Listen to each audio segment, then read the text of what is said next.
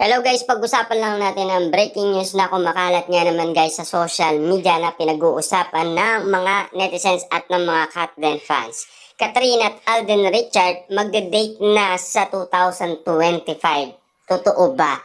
Kasi alam naman natin guys, may kumakalat na issue sa social media na mag-MU na daw sila dahil ang mag-MU ay komportableng-komportable na sila sa isa't isa. Na ayon din yan guys kina Catherine Bernardo at Alden Richard na feeling ba nila talagang sila na, 'di ba?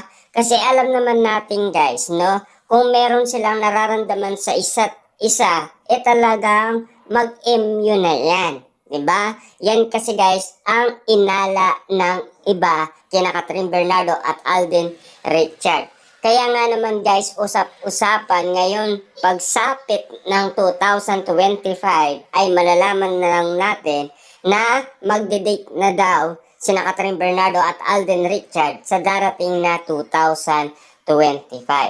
Gaano nga naman kaya guys kasigurado ang mga kumakalat ngayon sa social media patungkol umano kina Catherine Bernardo at Alden Richard na siyempre bawat kwento guys kikiligin ka talaga at mapapawaw ka na lang at magugulat ka dahil sa mga balitang kumakalat sa lahat ng social media platform. Kung totoo man guys or haka-haka lang ang ganitong issue, pero mas gusto pa rin natin guys na masilayan sina Catherine Bernardo at Alden Richard na masaya at maligaya.